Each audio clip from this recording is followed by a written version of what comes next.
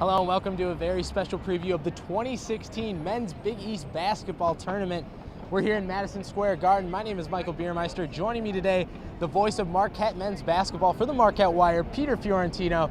Peter, we've got the number 10 seeded St. John's Red Storm, a very young team, playing against another very young team, the number 7 seeded Marquette Golden Eagles. What are a couple key factors we can expect out of both of these teams if they want to move on to tomorrow's matchup? Well, you mentioned it, Mike. It's youth. Really, these teams, Marquette starting nearly 3 freshmen almost every single game this season in Neef Cheatham, Henry Ellenson, and Tracy Carter. So key factor for them is to get those freshmen a lot of minutes just to have all season. But St. John's playing with a little extra energy today.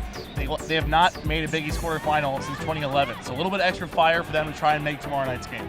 Now, Peter, you mentioned youth as a huge factor for both of these teams. 3 players named to the Big East all-freshman team. For St. John's, Kasumi Akwe, and for Marquette, Neef Cheatham and Henry Ellenson.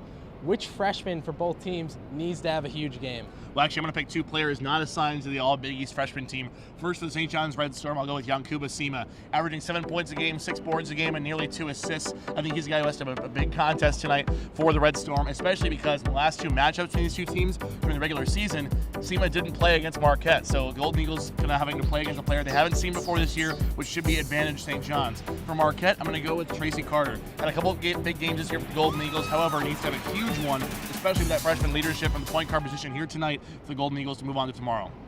The winner of this game goes to take on Xavier tomorrow night. Before we let you go, Peter, one quick prediction. What's going to be the final scoreline we see at the end of the night? I'm going to go final score, Marquette 85, St. John's 67, handle them pretty well. I think Henry Ellenson's going to have a big night from the low block there.